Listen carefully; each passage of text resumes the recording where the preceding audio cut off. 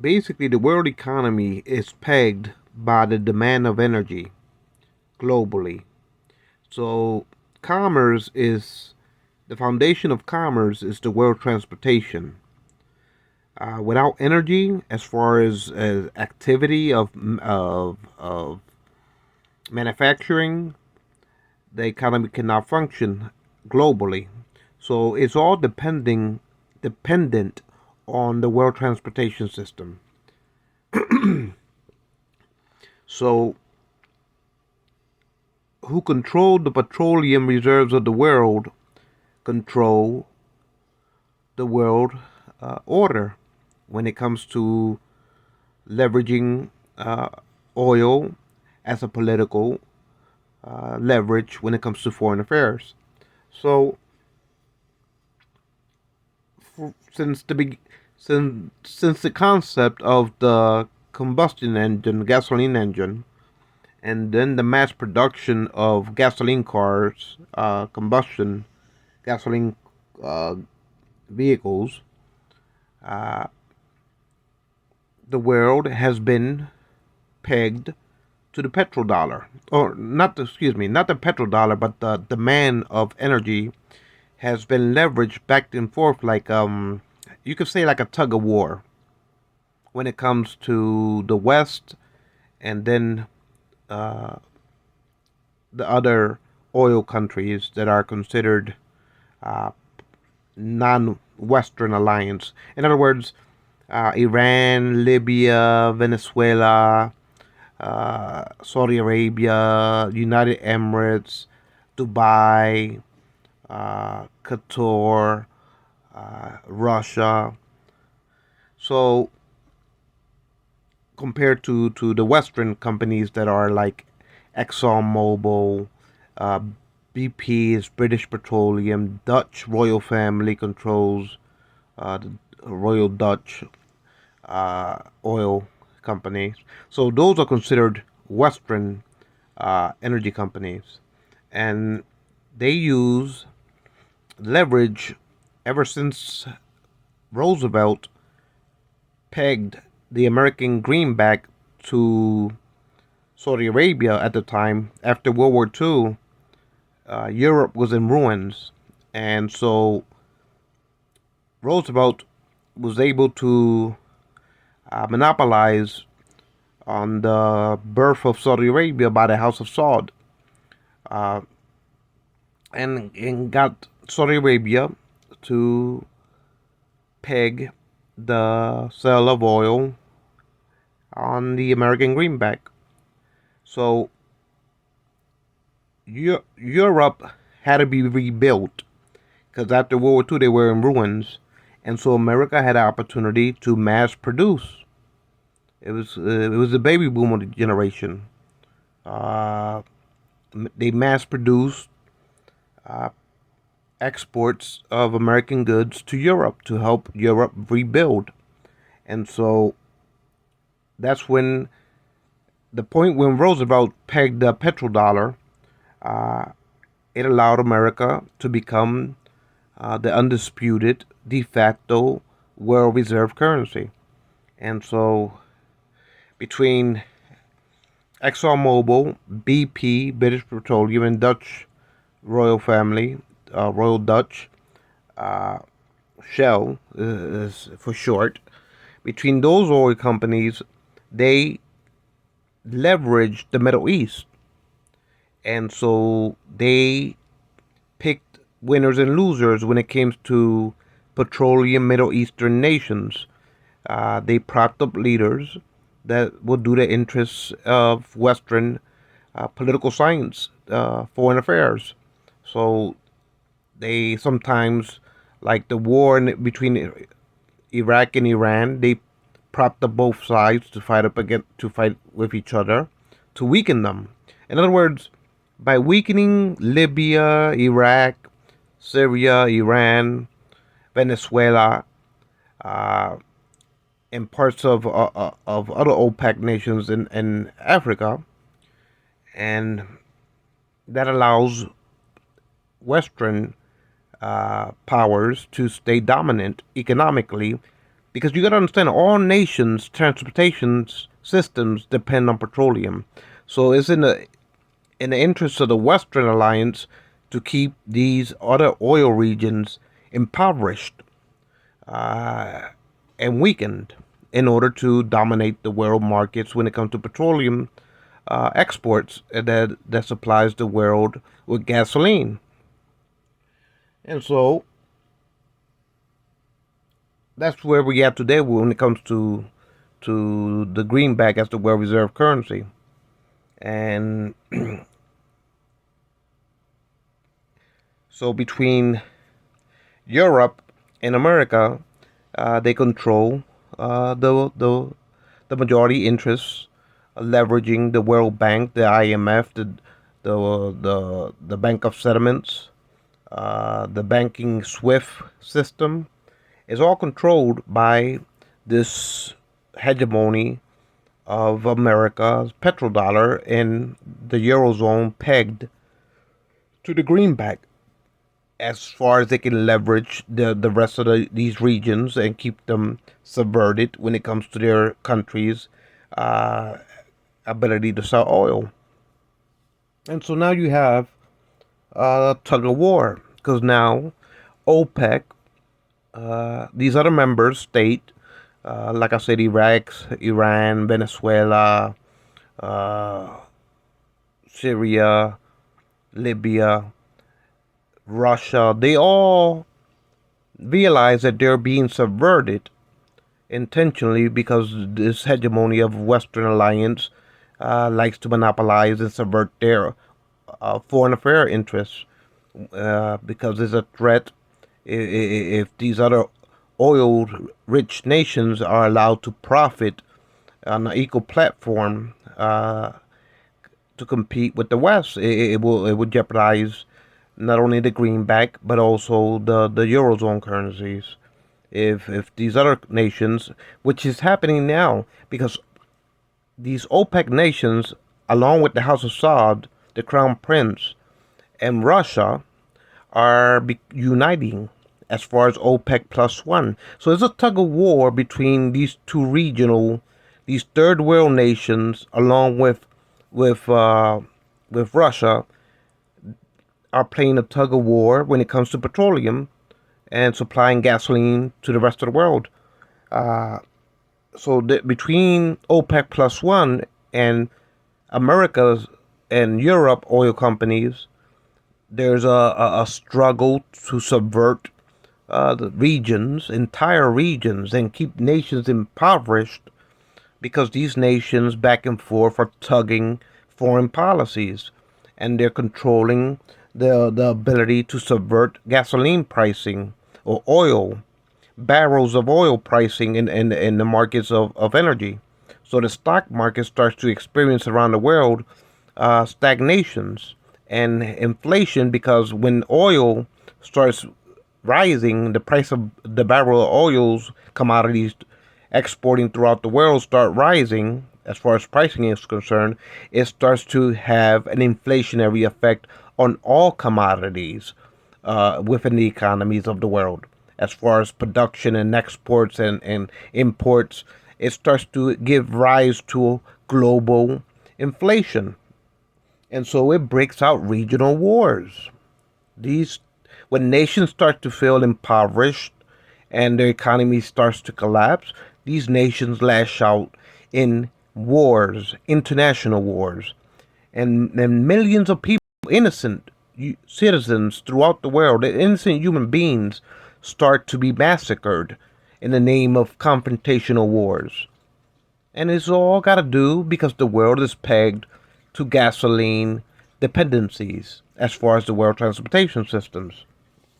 And so I believe that that the world should liberate itself from the dependency of fossil fuel. Not only because of peace on earth, as far as less wars breaking out because of hegemonies of regions fighting for who's going to control the world energy supply through gasoline productions, that has to come to an end on either side of this conflict between Western oil companies and these left. So you have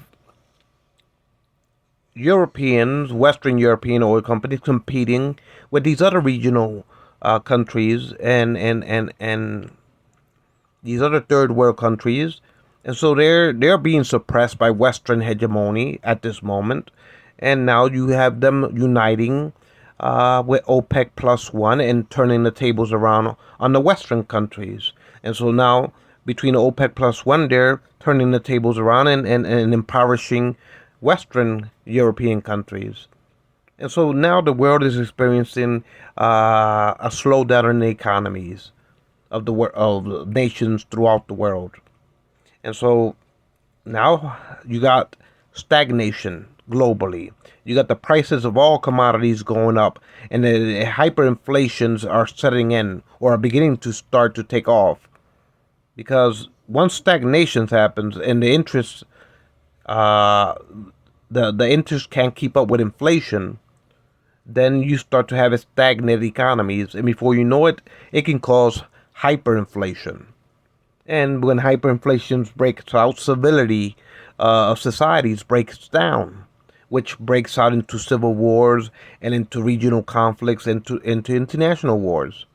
And so I'm so against gasoline dependencies of the world transportation systems because this type of system is chaotic.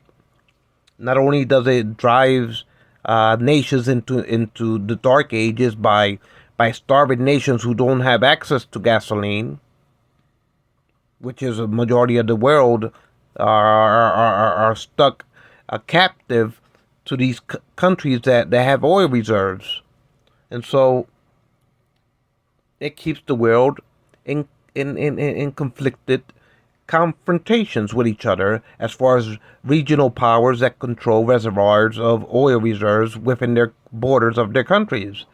And so it's real chaotic, and it's conf- conflicted. Innocent people die when nations are toppled in the name of war. When this is when it's based on the essence of hypocrisy.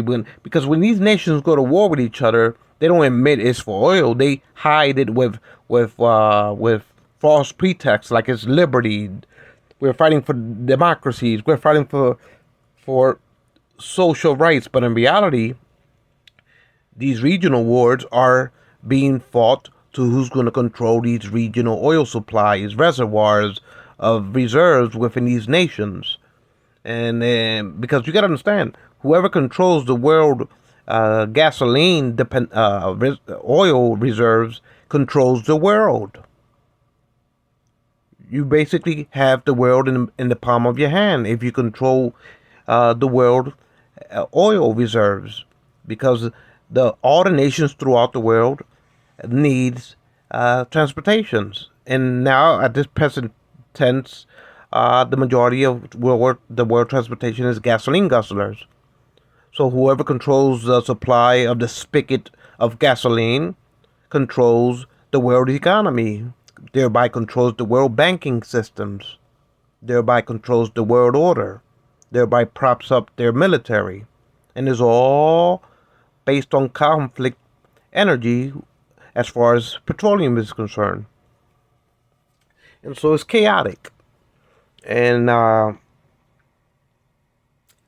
so that's the social aspect of it, the political, foreign affairs aspect of it. Now let's talk about the uh, global greenhouse effect or global pollution. All these tailpipes of these vehicles are emitting so much carbon emissions that the planet is losing the depletion of its spheres and is becoming ozone depleted, and is causing the greenhouse effect, which is causing the Arctic to melt. And eventually, they said like in some odd years, I don't know what was the exact date, uh, that once all the Arctic ice is melted, the oceans will rise 20 feet. 20 feet. Entire nations will be out of coastal lands.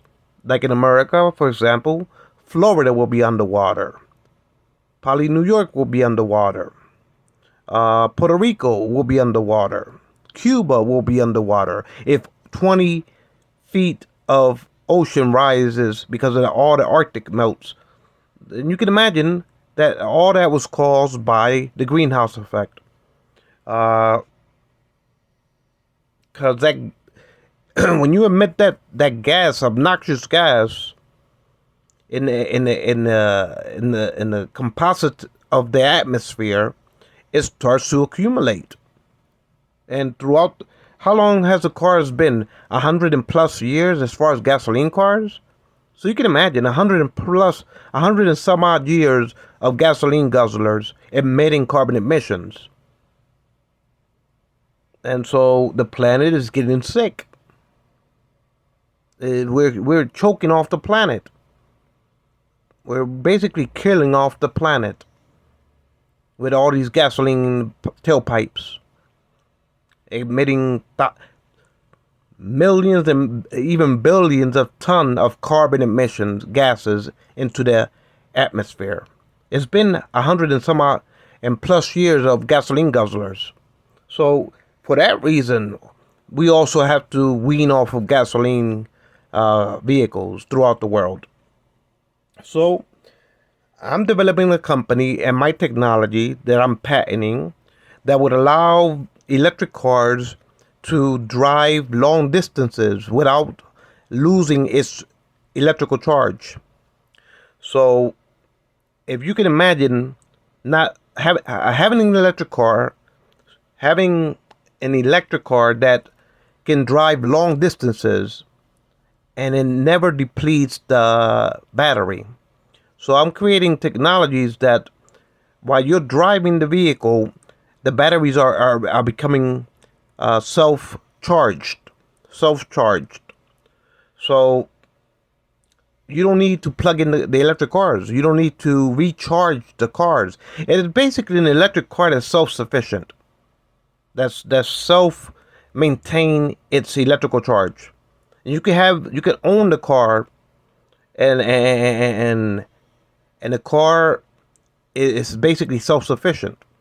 That you never have to worry about plugging it in, and so we don't need plug-in stations because that's what's keeping the world global automobile manufacturers from transitioning as rapid as we can to electric cars because there's no infrastructure for electrical grid plug-in stations for electric cars. So my technology, you don't need to plug them in. You don't need to plug in your electric vehicles. They'll basically charge themselves as you drive. So as you're driving, the electric car is basically self-charging itself, and so you could drive cross country and back to your place of origin, and by the time you park it up, the electric battery is fully charged. In other words, you never have to worry about running out of electric energy in your electric car. And so that's what the world needs, a system to transition as rapidly as we can so we can liberate ourselves from gasoline guzzlers. Because not only is it conflict energy when it comes to these energy wars, but also it's conflict energy when it comes to global pollution of our stratospheres that are causing ozone layer depreciation in our hemispheres, and it's causing the greenhouse effect, and it's causing erratic formations of extreme weather outcomes. So we can't afford to keep on the track of destroying this planet or subverting the world in conflict and never-ending wars, whether it be on one side or another, whether it be far right politics or far left, whether it be regional nations, first world nations fighting with third world nations to control who supplies gasoline. It's just a chaotic system, politically, science-wise, economically, and socially, and environmentally. is conflicted. And so I am creating a technology that will streamline and leapfrog uh, plug-in stations. So we don't necessarily need plug-in stations with my invention. And so electric cars that can drive, you never have to worry about plugging them in, and they basically maintain themselves for the life of the car. And so this is a technology that I'm bringing to the forefront, and I'm patenting my invention. And I look forward to working with regional leaders throughout the world to initiate this transformation, and for the world to meet its carbon emissions goals when it comes to the Paris Accords, when it comes to the United Nations Secretary General Antonio Guterres, and the rest of the leaders of the world, trying to save this world from chaotic weather formations, because we're polluting the planet, and we are choking off the planet. We only have one planet to live on. We haven't figured out how to colonize other planets yet. So if we destroy the hemispheres, the stratospheres, the of this planet, and this planet starts to dry up because the greenhouse effect gets out of control, then you know how many millions of people will starve because the farmlands would dry up and turn into deserts, and the food supply of the world will start to suffer. There will be hunger and poverty. And if the weather starts every year, the heat starts to increase in certain regions, and then the hurricane season starts to intensify. Like, it's chaotic. If 20 feet of ocean rise occurs, you know how chaotic that will be? Like I said, Puerto Rico will be underwater. Cuba will be underwater. Florida will be underwater. That's not counting other coastal lands of continents, of countries throughout the world, and the coastal lands disappearing of 20, due to the fact of 20 feet rise of ocean levels if all the Arctic was to melt, which is predicted to happen. So my technology overnight would transform the world transportation. In other words, all the electric car companies will start to transition from gasoline to electric vehicles overnight. Overnight, because my technologies would supply the capabilities to transition, to make that transition. My technologies will make it possible for all the all the automobile manufacturing companies to transition their fleet production completely to electric vehicles. Because, like I said, that detriment, that reason that these companies haven't transitioned totally is because the way the batteries exist now, people are afraid of driving long distances and running out of energy and being stuck far away from home with their cars on the side of the highway, and there's no plug-in stations to be seen. So that's the only reason it's stagnating. The production capabilities of these companies producing electric cars. That's the only thing that's keeping them back, is because the world doesn't have no plug-in electrical grid stations throughout the world. That's the reason these automobile companies are still creating gasoline cars and not accelerating their productions of electric cars. They're transitioning, but what's impeding them is that throughout the world there's not enough plug-in infrastructure, and there's only gasoline stations. And so, and plus, these leaders, like I said, for political leverage, they like to keep the world stuck on gasoline. They will love to have the hegemony by keeping the world shackled to gasoline stations. Certain leaders, their power rests on controlling the supply of gasoline and the supply of oil. So, but I can care less. I can care less about that. What I care about is transitioning the world and doing what I have to do to transition the world to clean renewable energies as far as the world transportation systems. Because I have a bigger goal and a more righteous path to take. And for me, I have no doubt of that. And now think about if how many people can save by not having to pay hundreds and hundreds, and in a year they pay thousands of dollars to gasoline stations. So imagine if you don't have to pay for an electric plug-in bill, and you don't have to pay for gasoline. That's thousands of dollars, thousands and thousands of dollars you will save a year, and you can use it for other means to fix your houses, to buy your food, to put your kids through college. And so you will never have to worry about spending thousands of dollars a year to fuel your vehicle or to plug in your vehicle. So it's a lot of things I'm looking forward to with my technology, and I'm streamline it, and it's called a destruct. It's called, I forgot what they call it. They call it the I forgot the term.